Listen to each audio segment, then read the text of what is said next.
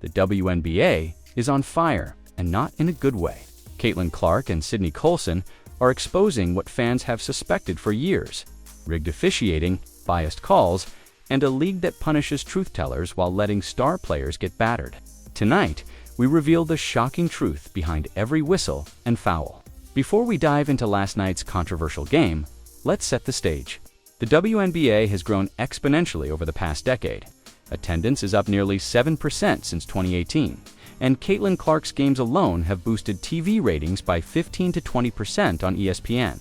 Social media engagement has doubled for star players, turning athletes like Clark and Kelsey Mitchell into household names. But with growth comes scrutiny. Historically, the league has struggled with consistent officiating.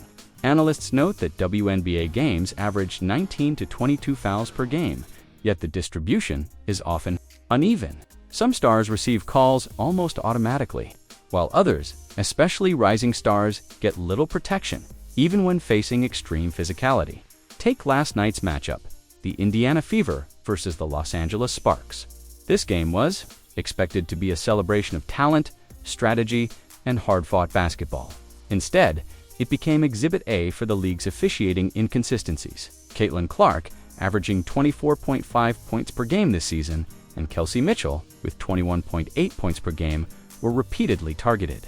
In fact, Clark has absorbed 17% of all flagrant fouls across the entire WNBA this season, an almost unprecedented level of physical focus on one player. The league's leadership, under Commissioner Kathy Engelbert, has emphasized growth and visibility, highlighting stars like Clark in national campaigns and primetime broadcasts. Yet when it comes to player safety and fair officiating, critics argue the league has lagged. Over the past 2 seasons, more than 10 players have been fined for calling out inconsistent refereeing, sometimes $500 for minor criticisms, other times upwards of $2,000 for repeated complaints. This tension between showcasing star talent and enforcing fairness sets the perfect storm. The Fever's roster, stacked with both rookies and seasoned players, has often faced disproportionate physicality. While stars like Sparks, Paige Becker seem untouchable on the court, Clark and Mitchell are frequently left unprotected. And the consequences are real: lost points, missed opportunities, and mounting frustration that spills into social media, making every game a potential viral moment. So tonight, as we break down the game play by play, we'll explore the key fouls that weren't called, the technicals that sparked outrage, and the social media firestorm that followed. We'll analyze data, highlight player reactions, and reveal why fans are questioning whether the WNBA's golden era of growth is being overshadowed by systemic officiating problems. Alright, let's jump into the game that has everyone talking. Indiana Fever versus Los Angeles Sparks, a matchup that should have been all about the talent on the court. Instead, it turned into a masterclass of questionable officiating. Right from the tip-off, the Sparks were given every opportunity to control the pace. Within the first 5 minutes, Clark and Mitchell were both aggressively defended, with repeated hand checks and body grabs that went uncalled. To put it in perspective, in a typical WNBA game, players average 2 to 3 uncalled fouls per quarter. Last night, Clark alone was targeted with 7 blatant infractions before the end of the first half. By the second quarter, things got heated. Kelsey Mitchell drove hard to the basket, beating her defender clean, only to be grabbed mid-drive, a foul so obvious even fans in the nosebleeds gasped. The refs silent. Mitchell, tough as always, finished the layup anyway, but the bench erupted. Technicals were handed out moments later, not to the Sparks player committing the foul, but to Lexi Hall, a Fever teammate, for expressing frustration. This is where the league's pattern of selective enforcement becomes painfully clear. Now, let's talk numbers.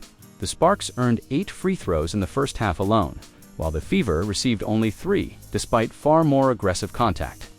Clark, sitting injured but fully locked into the game mentally, jumped to her feet, shouting at the referees, "Call it! Call it!" Her energy electrified the Fever, but it also led to the next controversial moment, a technical foul on Clark herself for arguing. So, the player who got fouled received nothing, while the outspoken player was punished, a scenario repeated across multiple games this season. Fast forward to the fourth quarter, with just 1.9 seconds left on the clock. Kelsey Mitchell approached the free throw line, attempting to strategically miss to eat clock, but the referees allowed a reset timeout, extending the game unnecessarily. Sparks fans erupted in disbelief, Fever fans in frustration. Every pause, every decision felt like it was stacked against Indiana. Observers noted that in games of this magnitude, even a single call like this can change win probability by over 12%, according to basketball analytics firm Second Spectrum. And the social media reaction. Explosive Sydney Colson, sidelined, with a torn ACL, tweeted, "At a certain point, Kelsey Mitchell needs the same whistle as other stars. The way she gets assaulted is insane. Short, sarcastic, and perfectly pointed. Careful, you're going to get fined." These 6 words encapsulate the frustration players feel when trying to call out unfair officiating in a league that routinely punishes honesty. By the final buzzer, the scoreboard read Sparks 76, Fever 75, a nail-biting finish overshadowed by blown calls, missed fouls, and inexplicable technicals. Analysts later noted that the Fever outperformed the Sparks in field goal percentage, 48% to 44%, and rebounds 38 to 33. Yet the win slipped away, largely due to selective officiating. Caitlin Clark alone absorbed 17% of the season's flagrant fouls, a statistic that no player should have to endure repeatedly. Fans watching from home were in disbelief. Broadcasters paused mid-game to remark, "You can see it with your own. Clark is being targeted." Social media blew up, with clips of missed calls and exaggerated technicals going viral. Fever supporters even began crowdfunding to help cover potential fines for players, speaking out a clear indicator of the growing tension between league policy and player advocacy. This game wasn't just a contest between two teams. It was a microcosm of the league's officiating crisis. Each uncalled foul, each technical, and each reset timeout added fuel to the fire. Clark and Mitchell weren't just playing basketball, they were navigating a minefield of bias and inconsistency, and the world was watching. So what does this mean for the WNBA moving forward? For the Fever, for players daring to speak out on social media, and most importantly, for fans tuning in expecting a fair and competitive game? These are the questions that we'll explore. In the next section, diving into social media reactions, expert commentary, and the broader pattern of biased officiating that has plagued the league this season. While the final buzzer sounded, the conversation didn't end on the court. For many fans, the real drama unfolded online. Sydney Colson, sidelined with a torn ACL, took to Twitter immediately after the game, firing one of the most viral tweets of the season. She wrote, "At a certain point in the league's existence, Kelsey Mitchell needs the same whistle as other stars. The way she gets assaulted is insane. I've even considered roping my sister in to have officials pursue charges."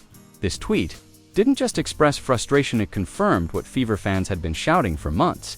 Clark's response was short, sarcastic, and perfectly timed. "Careful, you're going to get fined." 6 words that captured the league's pattern of punishing honesty while letting biased officiating continue unchecked. And Clark wasn't exaggerating. Over the last 2 seasons, multiple players, including Sophie Cunningham, have been fined repeatedly for speaking out. Cunningham alone has faced fines totaling over $4,000 this season, just for criticizing referees, or highlighting inconsistent calls on her podcast and TikTok videos. The response from fans was immediate. Clips of the missed, fouls, technicals, and extended timeouts were shared across Twitter, Instagram, and TikTok. Hashtags like #JusticeForClark and #FairWhistles trended within hours. Fever supporters even began crowdfunding potential fines to ensure players could continue speaking out, demonstrating a growing alliance between players and fans against systemic issues. To put the fines into perspective, Sophie Cunningham earns roughly $90,000 annually. The fines for speaking up $500, $1,500, $2,000 may seem small in the grand scheme, but they represent a significant portion of a player's discretionary income and serve as a financial deterrent to honesty. The league's approach is clear: silence, dissent, protect referees, and prioritize image over fairness. Clark and Mitchell weren't the only ones reacting. Lexi Hall, fined during the game for showing frustration, echoed the sentiment on Instagram. Stories highlighting the absurdity. You get tit up for having emotion, but blatant fouls go ignored. It's frustrating, but we keep fighting. Fans immediately flooded her comments with support, sharing similar experiences from other games. Analysts also weighed in. Former WNBA executive Lynn Dunn publicly sided with the players, stating she would help cover fines if necessary. This level of backing is unusual, emphasizing just how serious the situation has become. Social media? Metrics confirmed the explosion. The tweets and clips collectively reached millions within 24 hours, garnering thousands of comments and shares. Data supports the outrage. Caitlin Clark has absorbed 17% of all flagrant fouls this season, one of the highest percentages for any player in league history. Kelsey Mitchell frequently drives to the basket only to be met with excessive contact, yet receives far fewer free throws compared to other protected stars. In a season with an average of 19 to 22 fouls called per game, this discrepancy is glaring. The impact on the league's image is also measurable. WNBA games featuring Clark and Mitchell consistently draw higher engagement and viewership. Yet the narrative surrounding the league is shifting. Fans are increasingly talking about officiating rather than gameplay, highlighting a credibility problem. Analysts note that when players and fans perceive bias, fan retention and league trust decline, potentially threatening long-term growth. This isn't just frustration for social media clout, it's leadership and solidarity. Players like Clark, Colson, and Cunningham are using their platforms to demand accountability, shining a spotlight on the inconsistencies that have persisted for years. And the response from the league? More fines, more threats, more silence on reform. The more they try to suppress criticism, the louder the message becomes. By the end of the weekend, the Fever's game, clips, tweets, and commentary had created a storm that no PR statement could contain. Fans, players, and analysts were united in outrage, and the conversation had shifted from individual games to a systemic issue: selective officiating, player safety, and accountability at the highest levels of the WNBA. In short, social media has become the new battleground. The players' voices are amplified, and the league's credibility is under intense scrutiny. The Fever stars are no longer just playing basketball, they're leading a movement for fairness, equality, and transparency in officiating. And the world is watching. Let's break down the numbers, because the statistics tell a story the refs seem determined to ignore. Caitlin Clark has been targeted on 9 of 12 drives this season, compared to Sparks rookie Cho, who receives whistles 80% of the time for similar contact. Kelsey Mitchell drove aggressively last night, but only earned 2 free throws despite absorbing at least 6 blatant fouls. Looking at efficiency, the Fever shot 48% from the field and grabbed 38 rebounds, compared to the Sparks' 44% shooting and 33 rebounds, yet the Sparks were awarded 8 free throws in the first half alone, while the Fever received just 3. That's a nearly 2-to-1 discrepancy in opportunities from the lineup, difference that can swing a game by 10 to 12 points, statistically flagrant. Fouls tell a similar story. Clark has absorbed 17% of all flagrant fouls in the league this season, yet only Sparks' protected stars receive consistent calls. Across the WNBA, games of similar intensity averaged 19 to 22 fouls, but last night's distribution heavily favored the Sparks, demonstrating selective enforcement that affects scoring, momentum, and ultimately the win probability. If we convert this into potential impact, missed calls in high-pressure situations statistically reduce a team's win probability by roughly 15% on average.